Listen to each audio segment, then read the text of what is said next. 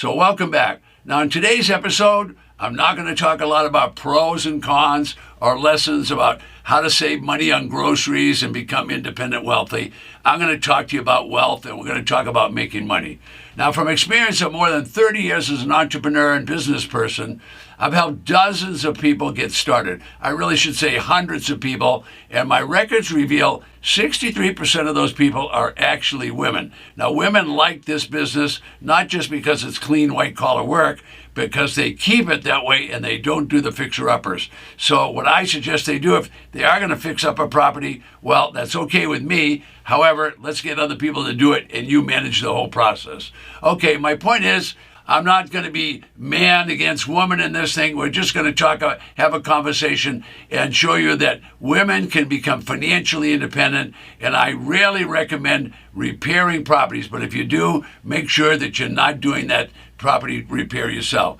Now, this category is all about finance. And when you talk about finance, it's really broad. So I'm really in an unusual business, which is really an offshoot. It's a subset of the traditional real estate business. So it has a lot of challenges because it's not traditional real estate. It's defaulted real estate. So I'm going to pass on some solutions to you, and you're going to find many of the things are pretty serious. So this is a serious business where you can make serious amount of money. So I'm going to answer your question, how to be a financially independent woman. So I'll be right back and give you more details.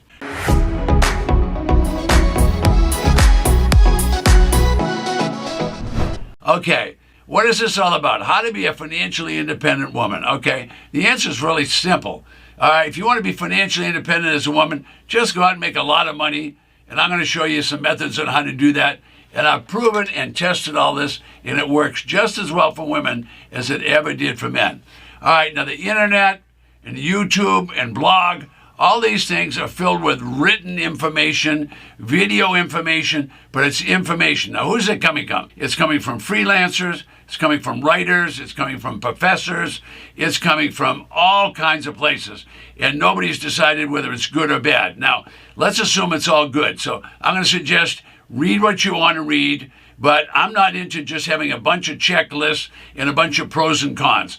I'm into getting involved with people that have experience. So I don't know who you're watching on YouTube. I don't know who you're reading about, but I don't know what their experience level is. And I'm going to tell you, if you really want to learn something, you really want to be successful, work with experienced people, okay? So I don't know how much time you have, but if you can get on YouTube and you get on some of those blogs, you can go from one to the other and to the other, and there's lots of information out there. And again, I don't know what the experience of that person is that's giving you that information.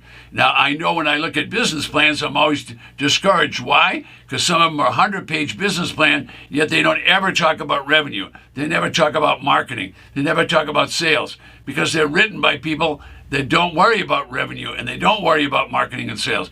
Well, I've been in business for 30 years, and I can tell you the most important thing is revenue. The next most important things are certainly going to be sales and marketing. All right, so on YouTube, our videos have to be relatively short because people just want to visit on YouTube. They don't want to get down into a lot of nitty-gritty. So I'm going to show you some ways to make money in this business, which people have done for decades. It's been around for over 200 years. But I want you to be cautious. Who are you getting your information from? If the person's inexperienced, you want to discover that before you get started, not after. So I'm going to focus on success, okay? Now, I've been involved in a business that's not glamorous. However, dozens of women do it, and I've guided them regularly into making $25,000, $50,000, and even $100,000 on one deal. So we're going to talk about one of those deals because this business is loaded with abundance, and there's lots of transactions that are available. All right, so we're not going to talk about how to have a deeper sense and make your life so much better. I'm not a counselor. I don't have a degree as a psychologist or anything like that. I don't have a couch in my office. None of that. All right, so I'm not going to give you any deep stuff on what's really going on. I'm not going to talk about motivation. I'm not going to talk about challenges.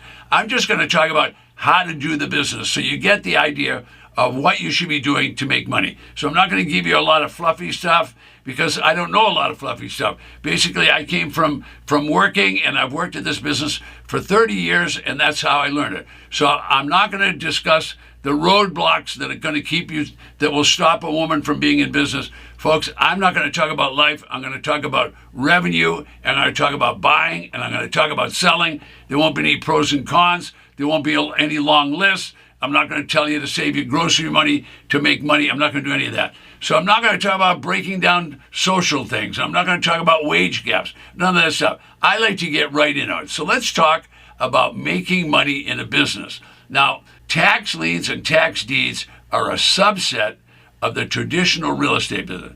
So we're talking today about how to be financially independent as a woman. Women love this business because it's clean white-collar work. You don't need a pickup truck. You don't have to wear any boots. You don't have to wear any Levi's. You can do this job by just using your brain, and that's what you want to do. And you want to have a laptop, and the more you know about that, the better off you're going to be. All right, so my simple answer is going to be, let's make more money, and when you make more money, why don't you save a little bit of it and do some of the things that we're going to do, and you'll certainly end up as a financially independent woman.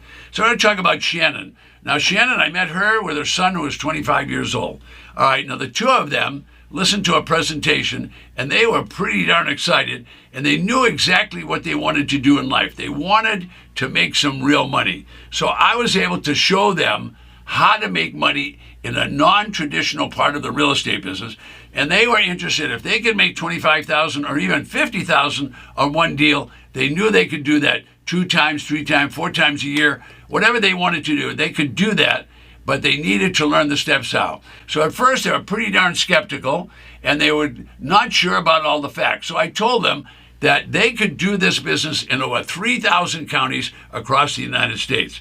And when they bought these tax defaulted properties, because people weren't paying taxes, the people didn't pay the tax, the legislature said, wait a minute, everybody pays tax. If you don't pay tax, we're going to send the treasurer out, and the treasurer is going to levy the tax. Then they're going to try to collect the tax, but if they can't collect the tax, they're going to seize the property. Now, if the treasurer seizes the property, they don't want the property. They're going to resell it. So how do they go about reselling it? Well, that's the non-traditional part of the business. They're going to auction those properties off. You see, the local government doesn't want the property, so what do? They discount the property 60, 70, 80%, so they can facilitate, get rid of the property quickly. They don't want the property. So when Shannon found that out and her son found out, they said, wow, why don't we buy those kind of property? Now, they were pretty surprised that business would work in 3,000 counties. So this is happening whether you're in a small populated county where they're going to have dozens and maybe hundreds, or whether you're in a large population county where they might have up to 1,000 of these properties that they're going to sell. And these auctions take place no less than 5,000 times a year. Now think about what I said. 5,000 auctions. That means some of these counties will have multiple auctions to get rid of these properties. So it's non-traditional real estate. It's going to happen in all 3,000 counties. The property is going to be discounted 60, 70, 80%. Now, folks, if you can buy 60 or 70 or 80% below the market, you're on the way to being a financially independent woman within your first year. That's for darn sure. All right, so now property taxes are a pretty serious business. So if the legislature requires everybody pay taxes, that means the ones that don't pay tax, which will be millions of properties across the United States every single year, those properties are going to be sold, and they're going to be sold quickly. So to sell quickly, they discount 60, 70, 80%. Now, why are they discounting it? They're discounting because they want that money. They want that revenue because they have to pay the school teachers, the fire department. They have to pay the police department. They have to pay the county's employees. So no one is immune. No one's going to be in a situation where they're not going to pay property tax. Everybody's going to have to pay the tax. But here, there's huge discounts. Now, if you can see where you're going to get a 60, 70, 80% discount, that means you're going to buy property for 10 cents, 20 cents, 30 cents on the dollar. All right, so properties are always sold to the highest bidder, and they're out and in the marketplace every year in all 3,000 plus counties across the United States. All right, now the state law requires that the treasurer go ahead and do that auction. And when they do the auction, what they also do is they X out the mortgage. In other words, they cancel the mortgage or deed of trust loan on that property. So now you're going to buy a property for 10, 20, 30 cents on the dollar. Not bad. That's a good place to buy. Now, you can sell it for anything you want to sell it for. You can sell it for retail price. What if you sold it with only 50 or 60 cents on the dollar? Well, what did Shannon do? She had bought a large residential lot for $35,000. And on further research, she found out that it was actually subdivided into 4 lots. It looked like a big lot, but there was actually 4 lots. So she put the property up for sale, all right? And when she sold it, she sold all 4 lots to the same person, and she sold it for $135,000. Now, the numbers just worked out that way, but she made $100,000 in less than 180 days. Now, think about that. Would you be well on your way to being a financially independent woman or a man or whatever you are if you can make $100,000 in one deal? Now, every deal isn't perfect, and every property isn't perfect. Some of the properties are slightly used and abused. Some of them are junk, don't buy junk, and some of them are move-in quality. In her case, she bought a residential vacant lot, but it was buildable, and it had four buildable lots there. And she invested $35,000, advertised. Within 180 days, she made $100,000 in profits. Folks, everybody can do the same thing. All right, now I've been teaching this for a number of years. If you have questions about it, send your questions in and I'll answer them. In addition to that, there's 2 mistakes that I want you to make sure you avoid. Number 1 mistake, do not buy a property unless you've seen it.